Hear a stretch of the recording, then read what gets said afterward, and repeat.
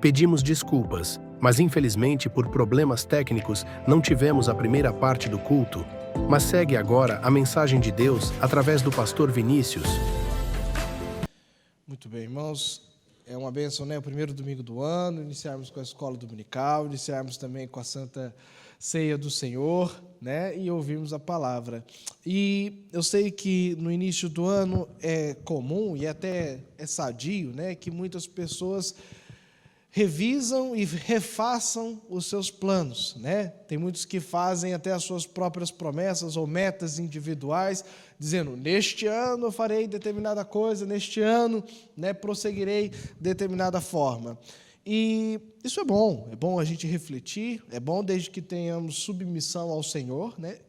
Lembre-se sempre do se Deus quiser, né? Faremos ou não determinadas coisas, se Deus quiser, né? E uma coisa que eu queria que os irmãos acrescentassem em suas resoluções para 2025, ou que criasse metas para este ano, já para este mês, para este dia, né? Colocar em prática, que sejam os princípios para a sua família. Eu sei que muitos fazem planos econômicos, muitos fazem planos de lazer, muitos fazem planos familiares, mas eu queria que reforçasse mesmo esses planos familiares, porque tudo que nós fazemos na nossa vida, a nossa base começa sempre com a família. Deus sempre nos abençoa e nos estrutura com a família. Então, de tudo que aprendemos em Cristo, de toda a sabedoria, o primeiro lugar que a gente coloca em prática é em casa, é no nosso lar. E esses provérbios para hoje nos traz conselhos ou utilidades, né, de aplicar a sabedoria dentro do nosso lar. Porque a família, ela pode ser para nós uma bênção ou uma maldição. A família pode ser para a sociedade uma bênção ou uma maldição. Porque se a família é fundamentada, edificada nos princípios, nos ensinamentos do Senhor, no temor do Senhor, ela será uma bênção, uns para os outros, e também uma bênção aonde ela é edificada, em toda a sociedade. Mas agora, se uma família é edificada nos princípios deste mundo, nas artimanhas e armadilhas do nosso inimigo, ela será uma maldição, uns para os outros, e por onde ela passar. Eu, inclusive, tenho uma curiosidade, que se algum irmão descobrir ou souber, pode me contar, porque é uma curiosidade mesmo natural que eu tenho, assim, sincera que eu tenho. Toda vez que eu passo por algumas aldeias e vejo aquela placa escrito casal mau, ou então casal bom, eu fico pensando, da onde surgiu esse nome dessa aldeia? Quem foi o casal que conseguiu dar o nome da aldeia de casal mau? E eu fico pensando, será que foi uma família que fundou aquela aldeia, mas era uma família realmente muito ruim? Será que era um casal ali que era um brigando com o outro, brigava com os vizinhos, né, maltratava os filhos dos vizinhos, os animais dos vizinhos? Aquele casal que só vem para trazer problema para a sociedade, né? Só vem para trazer problema para o bairro ou para o prédio. Porque muitas aldeias surgiram assim, foi uma família que decidiu, né, construir uma casa e fazer suas plantações naquela região. Todas as aldeias geralmente surgiu assim. E gostou daquela região e começou a construir ali. Mas algumas aldeias, né, teve lá um casal mau, né, e outras teve lá um casal bom, né? E isso já mostra, então, essa questão de que a família pode ser, de fato, uma bênção ou, de fato, uma maldição. Até mesmo na Bíblia nós temos várias histórias sobre famílias boas. Por exemplo, famílias de Priscila e Áquila no Novo Testamento, que foram os companheiros de missões, a família que acompanhou as viagens missionárias do apóstolo Paulo, né, principalmente na cidade de Corinto. É uma família muito, muito citada nas Escrituras Sagradas como unida e trabalhadora na obra do Senhor, né? Tem a família também de José e Maria, que é a mais conhecida, né? Que era uma família, de fato, que não só criou o nosso Senhor, mas também se submeteu a Ele, né? E uma família exemplar no temor a Deus. Em todos os seus momentos nós vemos isso, né? As citações da família de José e Maria. E também da prima de Maria, Isabel e Zacarias também, na educação de João Batista e como receberam a mensagem do anjo, e mostram ali, né, famílias exemplares para nós. Podíamos citar aqui a manhã toda, mas também a Bíblia fala de algumas famílias ruins, né? Por exemplo, Acabe e Jezabel, uma família do Antigo Testamento que era terrível, que causou grande destruição por onde passaram e no tempo que estiveram junto. Enquanto a família esteve junto, foi uma desgraça, não só para eles, mas uma desgraça nacional, né? Temos no Novo Testamento Ananias e Safira também, que tentaram usar falsamente o nome do Espírito Santo para se engrandecer, né, mentindo a respeito dos dízimos e ofertas. Teve também Ló e sua esposa, enfim, podíamos citar vários casais, mas todos eles, maus ou bons, são citados nas Escrituras Sagradas para nos servir de exemplo. Ou exemplo para seguir, ou exemplo para não seguir. As Escrituras Sagradas registra e nos conta essas histórias desses casais, dessas famílias, nos trazendo exemplo de como é bom fundamentar a família nos caminhos do Senhor e como é mal deixar uma família ser destruída pelas artimanhas de Satanás e pelos anseios e desejos de um coração que pertence a este mundo. Então, a mensagem de hoje é voltada para a estruturação da nossa família, a aplicação da sabedoria dentro do nosso lar, o nosso esforço, o nosso desejo para ser uma bênção dentro do nosso lar, dentro da nossa casa. Se o irmão quer ser sábio, quer buscar a sabedoria, o primeiro lugar que ela deve ser aplicada é dentro da sua casa. É no meio dos seus familiares. Se já é casado, então é com a sua esposa, com o seu marido. Se tem filhos, já é com os seus filhos. E se ainda é solteiro, então é com os seus pais, é com os seus irmãos, com os seus tios. E por aí vai. Mas a aplicação e o reconhecimento da sabedoria tem que começar dentro de casa.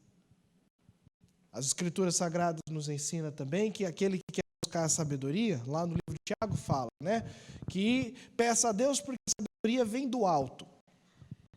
E muitos acham assim, então se a sabedoria vem do alto, pronto, só esperar o problema vir, e eu falo, Deus, dá-me sabedoria, Ele vai me dar uma revelação fantástica de como resolver os meus problemas, e pronto. Mas não é assim. Ela vem do alto, mas as Escrituras Sagradas também nos ensinam que ela vem através do aprendizado, através da experiência, através da busca dos caminhos do Senhor. Demanda tempo para buscarmos e recebermos a sabedoria. E aí eu pergunto para o irmão, como tem buscado, dedicado tempo, ou quais são os seus anseios para ser um crente com sabedoria, para ser um servo do Senhor com sabedoria? Ou o irmão não se importa de viver em tolices, tomar decisões tolas, porque o livro de Provérbios sempre faz esse contraste, o sábio e o tolo. São esses dois os caminhos, aquele que tem sabedoria e aquele que age impulsivamente com suas tolices. E aí eu pergunto para o irmão, quer ser sábio? Como tem feito isso? E como tem aplicado isso na tua família? Para hoje, vemos então essas duas utilidades da sabedoria para aplicarmos dentro de casa. O primeiro ponto do sermão é sobre essa edificação do lar, aonde nós estruturamos a nossa família, aonde nós estruturamos a nossa casa e como fazemos isso. Os versos 1 e 2 de Provérbios 14 nos fala sobre isso. A mulher sábia edifica a sua casa. E Jair mostra um ponto muito importante sobre a sabedoria ser acessível sem distinção de pessoas. Quando falamos em sábio, já pensamos num homem de cabelos brancos, barbas brancas longas, né? Já pensamos assim nesse aspecto. Mas eu acho interessante como que as Escrituras Sagradas, né, mostra a grande importância da mulher sábia. E isso até mesmo contrariando os tempos daquela época. Porque o rei Salomão diz, a mulher sábia edifica sua casa. Mas nos tempos dele, naquela sociedade, a mulher era para ficar calada dentro de casa, não podia falar nada, não podia opinar nada, não podia tomar decisão nenhuma. Viviam em tempos em que a mulher não tinha privilégios nenhum. Mas as Escrituras Sagradas sempre mostram o valor da mulher, mostrando que o homem não é superior à mulher. Os dois têm grandes importâncias aos olhos de Deus, têm funções diferentes, isso sim, desde do Jardim do Éden. Adão e Eva tinham cada um a sua função, mas isso não fazia nenhum maior do que o outro. Ambos são preciosos aos olhos de Deus, e ambos têm que buscar sabedoria nas suas funções, nos seus ministérios, na sua importância dentro do lar. E então, mesmo contrariando o seu tempo, o rei Salomão enfatiza que a mulher sábia, ela edifica, ela estrutura, ela constrói de forma sólida a sua família. Ela é fundamental para a sua família. Mas a insensata, a tola, ela, com as suas próprias mãos, derruba toda a sua casa. Então, a mulher, ela tem esse grande papel dentro de casa. Isso não se aplica só às mulheres, mas se aplica a todos os membros da família. Tanto é que no verso 2 diz, o que anda, já de forma genérica, o marido, o filho, mas o que anda na retidão, teme ao Senhor, né? E o que anda em caminhos tortuosos, esse o despreza. E já mostra, então, também para nós que a sabedoria, a base da sabedoria é o temor do Senhor, né? Provérbios 1:7 é a base, é a tese de todo o livro de Provérbios que diz, né, que o princípio do saber é o temor do Senhor. Então, a sabedoria é o desejo de agradar a Deus, uma vida que agrada a Deus. E a mulher, então, que busca que a sua vida e a sua família venha a agradar a Deus, é a mulher sábia. Mas a insensata é aquela que com as suas próprias mãos derriba, ou seja, com os seus próprios desejos, aquela que procura agradar a si própria, aquela que procura agradar os seus próprios anseios e desejos. Essa destrói o seu lar. Porque ela não procura o que é melhor para o Senhor, ela procura aquilo que é melhor para ela, para aquilo que satisfaz a ela. E é esse o cuidado que nós devemos ter. Os maridos, igualmente. Conduzir a família no caminho do Senhor, edificar a família no caminho do Senhor. Esse é o poder da sabedoria, né? Que em Cristo Jesus, todo membro da família pode buscar e alcançar sabedoria, até mesmo as crianças. Nas suas simplicidades, nas suas inocências, se elas procuram crescer no entendimento do Senhor e agradando a Deus, e olha que a gente tem histórias de crianças com muito mais sabedoria que os próprios pais. É só procurar que a gente sempre acha várias histórias assim, né? De crianças até dando mais conselhos bons para os pais, né? Mas porque buscam, então, conhecer os caminhos do Senhor. Então é muito importante a edificação do lar. Um exemplo muito claro dessa importância do lar e como que uma família que procura fazer suas próprias vontades e anseios pode destruir um lar e tudo ao seu redor. Nós temos lá Jezabel e Acabe no Antigo Testamento, nos tempos do profeta Elias. Jezabel era uma filha do rei dos Sidônios, ou seja, ela não cresceu em Israel, não cresceu adorando a Deus, não conhecia a Deus e nem queria conhecer a Deus. Era uma mulher mesmo assim. E Acabe era um rei de Israel, da linhagem real que governava então Israel. Casou-se com Jezabel por questões políticas, alianças políticas. Naquela época era assim, né? Inclusive os erros da vida de Salomão foi justamente esse. As muitas mulheres que Salomão teve não era simplesmente porque ele tinha um olho grande para a mulher, não. É porque ele queria fazer alianças. Ele não queria ter guerras, e de fato ele teve pouquíssimas guerras durante o seu reinado. Foi um reinado de muito tempo de prosperidade e paz, mas porque ele também buscava fazer esses casamentos políticos, né? Casava com a filha do rei tal e criava paz com relação àquela nação. Mas o rei Acabe foi tolo, primeiro em fazer e ceder essas práticas daquela época, mas segundo também por não ter firmeza na sua casa e de procurar edificar o seu lar nos caminhos de Deus, do Deus que ele cresceu escutando e conhecia e sabia quem era. Acabe chamou essa mulher para seu lar e, ao invés de ensiná-la e de lhe dizer quem é Deus e quão bom é o nosso Deus, ele deixou a mulher governar a sua casa. Ele deixou a mulher governar o seu lar, ela fazendo as coisas do jeito que ela bem entendia. E era uma mulher muito amargurada, uma mulher muito rancorosa, principalmente tinha um rancor muito grande contra Deus e os ritos e os cultos com relação a Deus, contra os profetas de Deus. Então ela começou a trazer todos os seus deuses na sua região, eles adoravam a Baal, e trouxe então os ídolos todos, trouxe tudo que eles tinham, e trouxe toda a idolatria para dentro de Israel. Mandou perseguir os profetas de Deus. E ela mandava e Acabe, fazia nada. Não tomava atitude nenhuma. Só deixava a mulher fazer a desgraça que ela queria fazer. E essa mulher conseguiu, de fato, destruir até mesmo o seu próprio casamento. Colocou Acabe em guerras, Acabe morreu em batalhas. E ela entrou em guerras contra o profeta Elias, tentando perseguir os profetas de Israel, mandando perseguir mesmo o próprio Elias.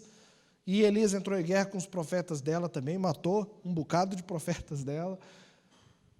E ainda profetizou uma morte terrível para ela, que morreu exatamente assim, numa guerra, caiu lá do alto do seu castelo, foi atropelada e também foi devorada pelos cães. Um fim trágico, uma história que não tem um ponto sequer de glória e louvores, só tragédias. Por quê? Era uma pessoa que procurava desesperadamente fazer aquilo que lhe desse na cabeça, os seus anseios, os seus desejos. O marido dela uma vez viu a vinha de um homem, falou, eu quero essa vinha, vou lá negociar. E aí o homem não quis, falou, não, eu tenho isso há muito tempo, eu quero mantê-la. E a mulher amargurada tramou então, falando o seguinte, olha, se ele não quer vender, vamos arrumar um jeito de matá-lo. Vamos fazer falsas acusações contra ele e condená-lo à morte. E assim o marido bobo, Acabe, um banana, seguiu as ideias de Jezabel. E assim foi sempre marcado, e as Escrituras, todas as passagens, faz questão de mostrar o quão ínfima, o quão inútil, o quão vulgar foi a vida deste casal. Se fosse aqui em Portugal, com certeza, onde eles moraram, ia chamar lá também casal mau. Né? Com certeza ia levar esse nome. Mas foi uma família, então, que nos deixa o exemplo de como não estruturar a nossa família. Deixar cada um fazer o que bem entender. Convenhamos, irmãos, não é muito mais fácil assim? Não é muito mais fácil só ficar calado e deixar cada um fazer o que bem entender? Se o filho quer fazer determinado, você não vai evitar um monte de briga, você vai evitar um monte de dor de cabeça. Às vezes você chega cansado do trabalho e vem o marido com alguma ideia meio maluca e você, tá bom. Às vezes vem a esposa com uma outra ideia também maluca e você não quer discutir, tá bom. Mas não está preocupado com a estruturação do lar. Não está preocupado em manter o lar nos caminhos do Senhor. Às vezes só quer paz e sossego. Mas quando essa paz e sossego não vem de Deus, ela vem do inimigo. E ela leva para a destruição. Ela leva e traz consequências terríveis para a família.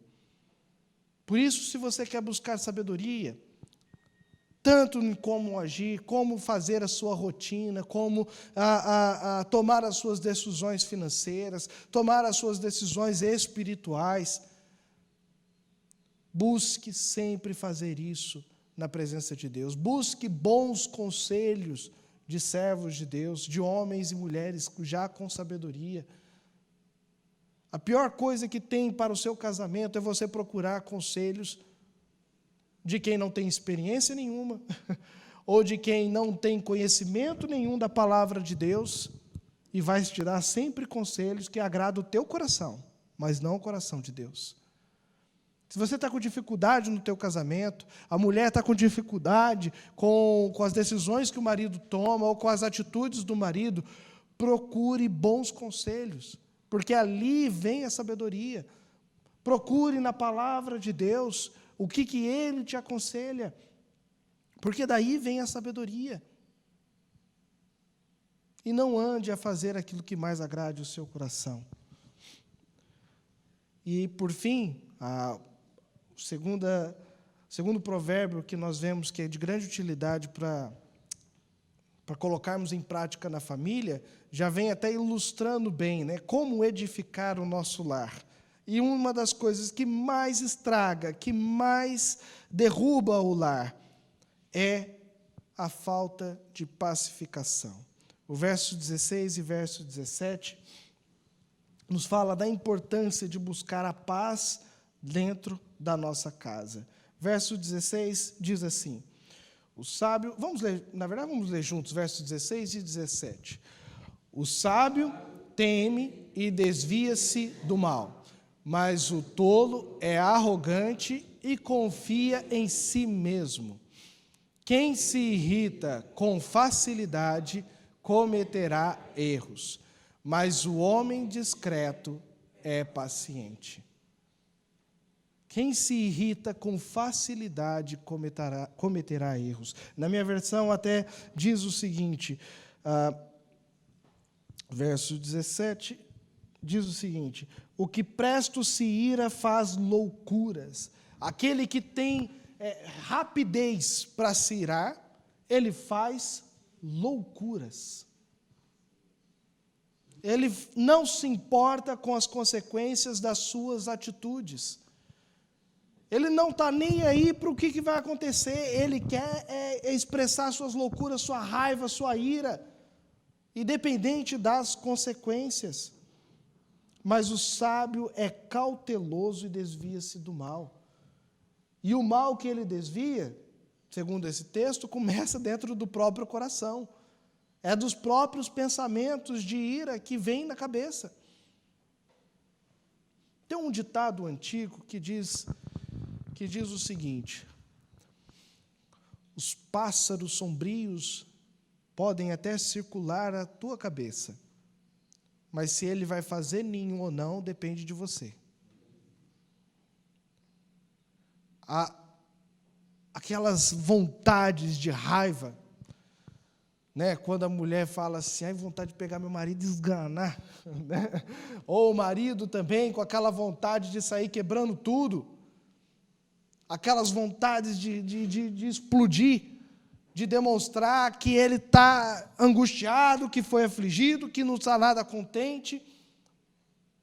As vontades da ira podem até circular e rondar a nossa cabeça, mas se ela vai fazer ninho ali, vai permanecer ali e vai dar frutos ali, depende de você.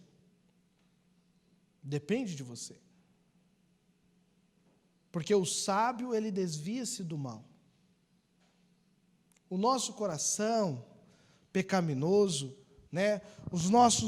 O nosso ego, os nossos anseios relacionados a este mundo, também vem nos dar conselhos na nossa cabeça.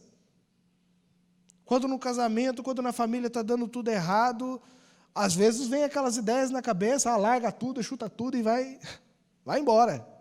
Deixa isso. Mas isso são os pássaros sombrios que passam pela nossa cabeça. E agora, a gente vai deixar eles fazer morada ou vamos procurar a sabedoria?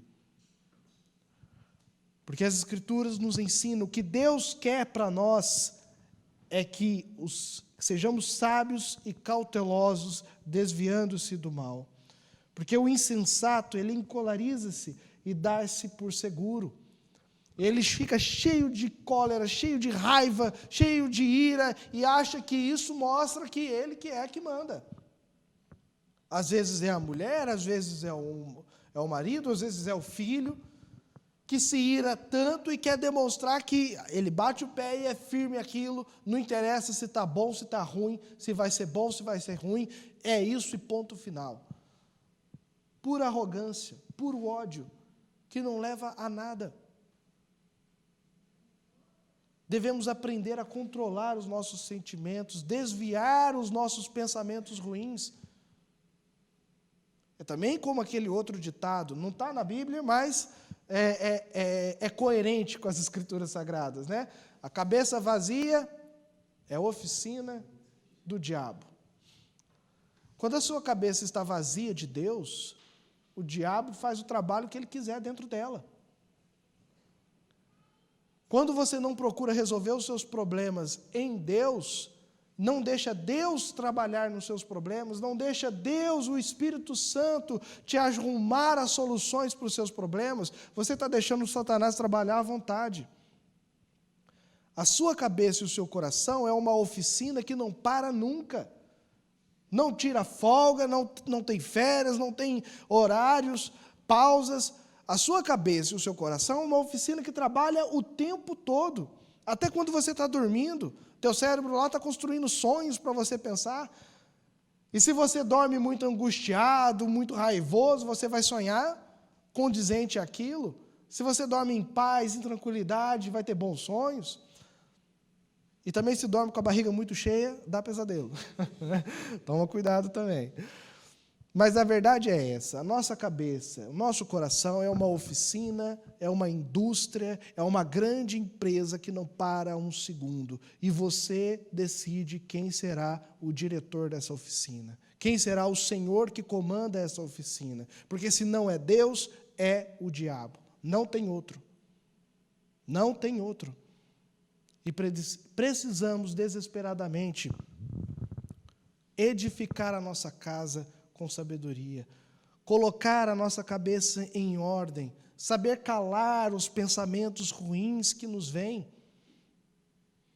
Por isso que tem momento de se irar e momento de não se irar, momento de falar e momento de calar. Por isso que as Escrituras também falam que não se ponha o sol sobre a vossa ira, que é para você não deixar os pássaros ruins fazer o ninho dentro da sua cabeça. E outro detalhe, também importante, que a ira na Bíblia tem a ira santa e a ira pecaminosa. O que é a ira santa? A ira santa é quando nós nos iramos pelas coisas de Deus, ou seja, é a ira compatível com a ira de Deus. E Deus se ira com o quê? O que as Escrituras falam que Deus se ira? Contra o pecado. E isso é uma ira válida, mas também tem validade. É válida, mas tem prazo de validade, até o sol se pôr. Controle-se, controle a sua ira. Tem validade para você. E a ira pecaminosa é o quê? É quando você se ira, não pela vontade de Deus, mas pela sua própria vontade. É porque você quer, é porque você deseja, ou porque isso, alguma coisa desagradou o seu coração. Não ao coração de Deus, não à santidade de Deus, mas algo afetou o teu ego, o teu orgulho e a tua arrogância. E essa ira não tem aprovação de Deus. Nem sequer até o meio-dia. Não tem aprovação de Deus. E isso pode destruir a tua família. Isso pode marcar você e a sua família como um casal mau. Foi o que aconteceu com Herodes. Herodes o Grande. Nós vimos aqui no Natal as histórias do nascimento de Jesus Cristo. E Herodes, ele ficou conhecido como o homem que mandou chacinar todos os meninos abaixo de 2 anos. Tudo com ira de que um usurpador poderia nascer e roubar o seu trono. E ele foi conhecido assim, ele mandava matar primo, tio, filho, quem quer que seja que poderia representar um risco ao seu trono. Alguém apresentava qualquer indício de traição, ele se irava e mandava matar. Até hoje, 2000 anos depois, ele é conhecido pelos seus atos de ira. Se formos aprofundar na história, ele fez muita coisa boa em Roma. Ele fez muitas construções, ele que iniciou a reconstrução do Templo de Jerusalém. Olha só, ele poderia ser um rei visto com bons olhos por todos os judeus. Mas ninguém lembra disso. Ninguém se lembra das grandes construções que foram feitas no tempo dele, as grandes ações que ele fez como governador. Todo mundo se lembra dos seus dias de ira. E grave isso, meus irmãos. Você pode ter uma vida pacífica, quase que toda, mas se você der espaço para a tua ira, um dia, basta uma hora, você pode fazer loucuras que te marcará para o resto da vida. Você pode destruir o seu lar, destruir a sua família e parar na cadeia por dar espaço por um pequeno tempo para a ira. Mas o sábio, ele desvia-se do mal. Guarde isso no teu coração. Lembre-se que Cristo Jesus, ele nos chamou para uma vida de sabedoria, para transformar a nossa vida. Isso não é uma questão só de personalidade. Mas é o meu jeito de ser. Eu sou mesmo assim. Eu chuto balde por qualquer coisa, né? Eu me irrito por qualquer coisa. Isso não tem a ver com personalidade. Isso tem a ver com caráter, com decisões que são tomadas. E Jesus Cristo está acima até mesmo daquilo que você chama de personalidade e caráter. Jesus Cristo veio para transformar a nossa vida e nos dar todas as ferramentas para termos o domínio próprio, para termos longanimidade, para termos mansidão, que são os frutos do Espírito Santo lá de Gálatas 6. Jesus Cristo, ele veio para trabalhar nessa fábrica da sua cabeça, do seu coração. Ele veio para te dar uma vida, veio para dar as rédeas das suas decisões. Mas para você ter essa sabedoria, você precisa caminhar com o Senhor e buscá-lo. Que as resoluções deste ano esteja essa busca de sabedoria. Que as resoluções suas deste ano seja mirar menos. Também mirar quando é preciso. Quando o pecado estiver dominando a minha casa, aí eu tenho que irar. Mas até o sol se pôr. Tenha controle dela. Não faça loucuras, se perdendo em ira. E a mulher sábia, ela edifica o seu lar. Tanto o marido quanto a mulher, busque com todo empenho, com toda força, a edificação do seu lar nos caminhos do Senhor. Vamos colocar de pé e orarmos.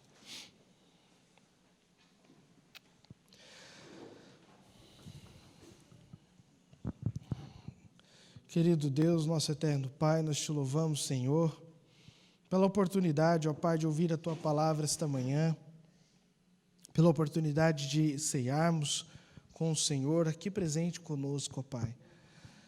E te agradecemos, ó Deus, porque por mais, ó Pai, irados que sejamos, ó Deus, ou por mais tolos que sejamos, ó Deus, nós sabemos, ó Pai amado, que Cristo Jesus tem o poder para mudar qualquer pessoa, qualquer alma, qualquer coração rancoroso, qualquer coração angustiado e orgulhoso, ó Pai.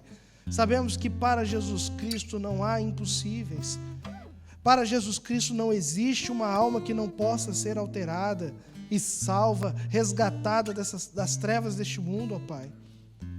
E nós suplicamos, ó Deus, que a boa obra que Cristo começou em nós, ó Pai amado, que ela cresça e prospere na nossa vida.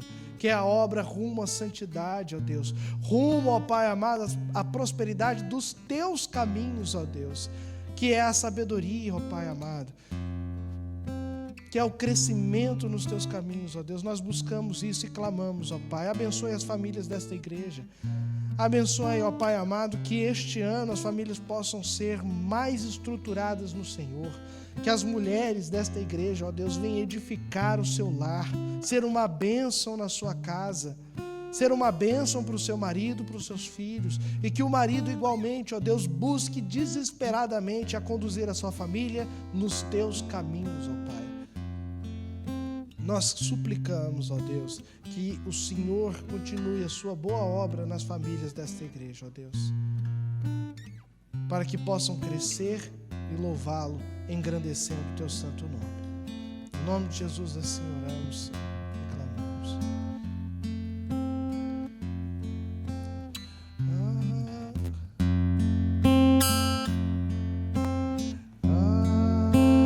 Amém.